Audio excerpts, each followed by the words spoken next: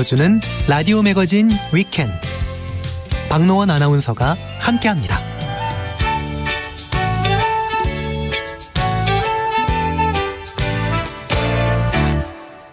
생활 속의 인문학 이호건 작가와 함께합니다. 안녕하세요. 네, 안녕하세요.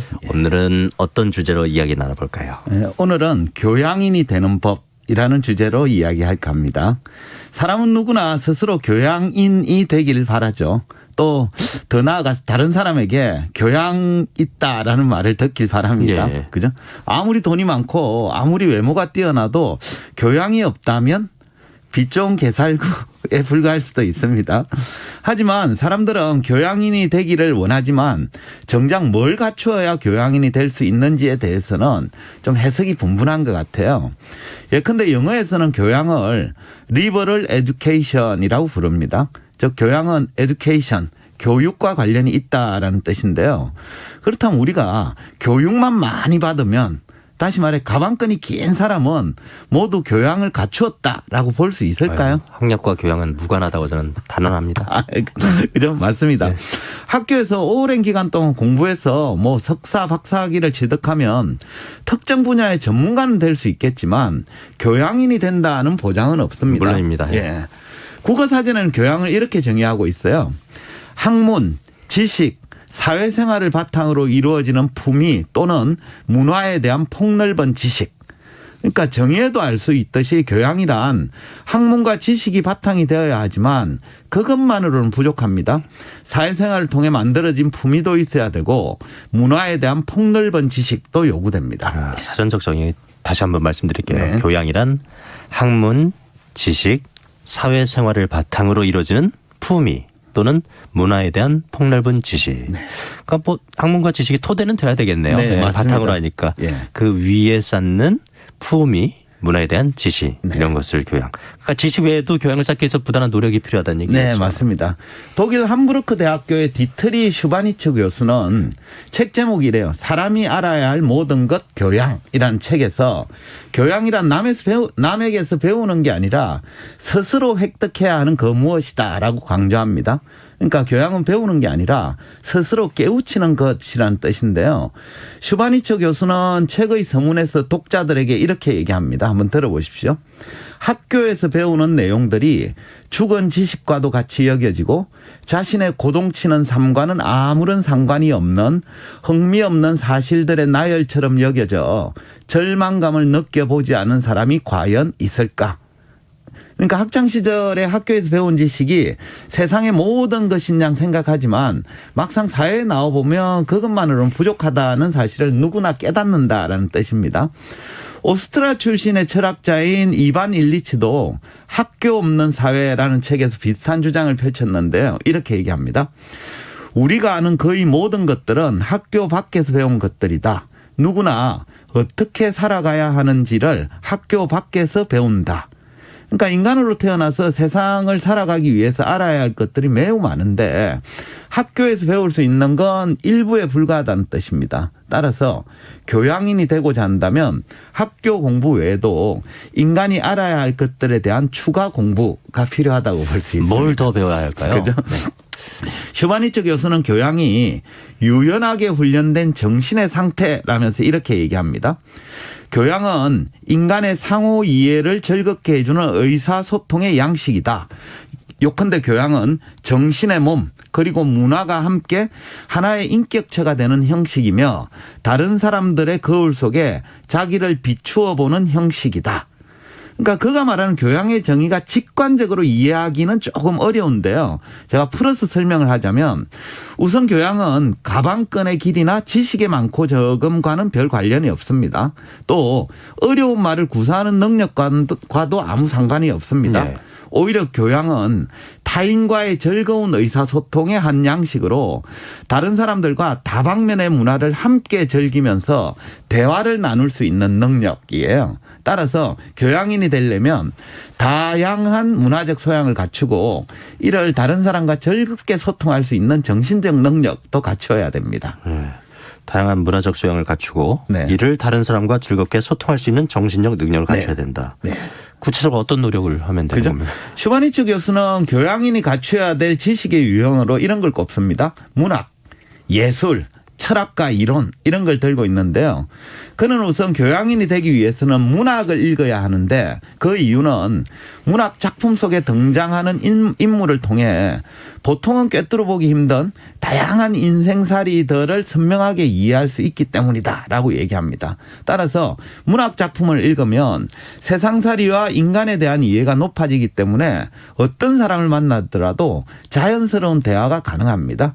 해서 그는 이렇게 주장합니다.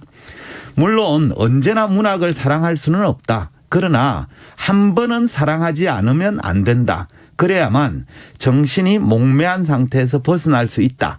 물론 모든 명작 장편 소설을 읽어야 하는 것은 아니다. 그러나 한 권도 안 읽은 사람은 원시인이다. 이렇게 얘기합니다. 원시라고까지 말을 했는데 그럼 예술에 대해서는 뭐라고 했나요? 그죠? 예술에 관한 대화는 교양을 추구하는 사람이 가장 쉽게 배울 수 있는 것이라고 주장합니다. 왜냐하면 예술의 대화에서는 그냥 침묵하기만 하면 된다라고 얘기하는데요. 하지만 그 침묵해야 될 장소가 중요한데요. 우리가 예술에 대해서 침묵해야 될 장소는 어디냐? 바로 미술관이나 박물관입니다. 그러니까 미술관이나 박물관을 다녀야 되는 거죠. 그죠?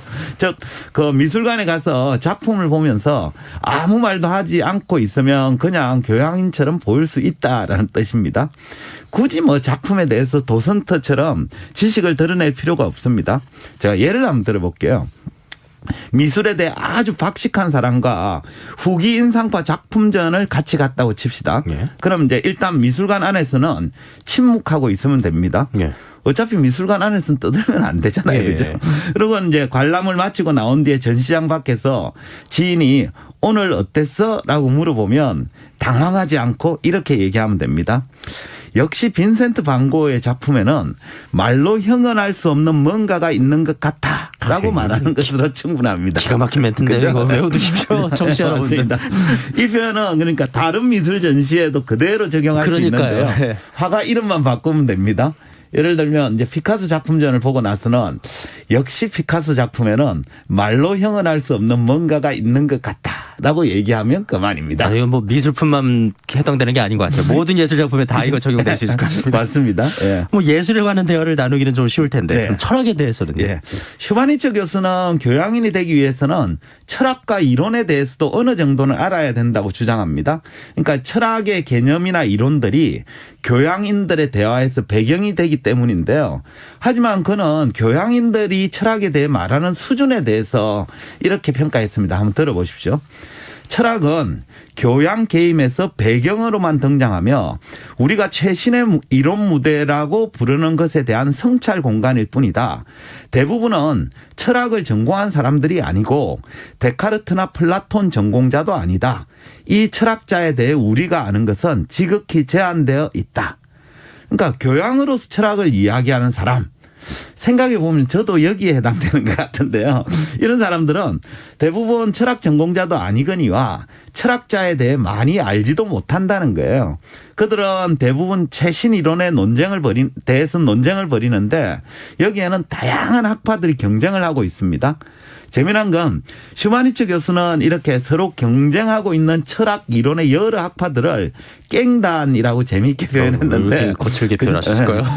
그들은 이제 개념이라는 무기를 들고 서로 싸운다고 봤습니다. 예. 그래서 이제 슈바니츠 교수는 보통 사람이 가장 효과적이고 단기간에 철학에 대한 교양인이 되기 위한 방법으로 한 깽단의 회원이 되라고 조언을 합니다. 그러니까 여러 갱단들이 싸우는 걸 잘 지켜보고 있다가 자기 마음에 가장 와닿는 팔을 하나 골라서 그들의 무기 창고를 점령하라고 조언합니다.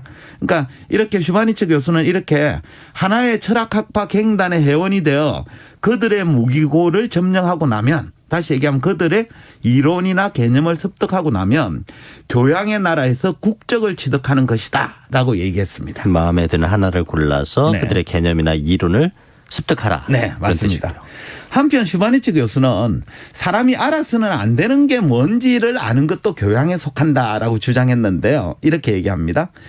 지식이 아주 고통스러운 것이 될 수 있으며 참된 교양과 합치하지 않을 수도 있다. 예컨대 한 나라의 모든 대도시의 유언가들을 속속들이 아는 것이 깊은 교양의 증거가 될 수 없다. 라고 얘기했는데요.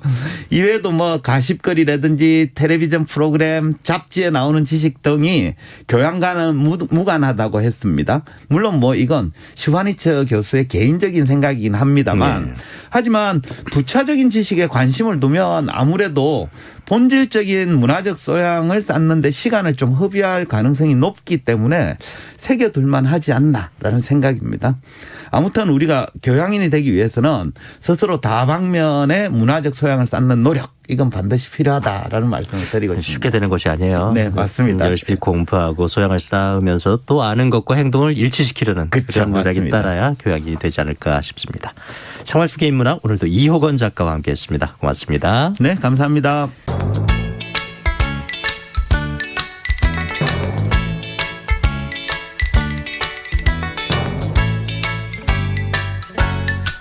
박노원의 라디오 매거진 위켄드.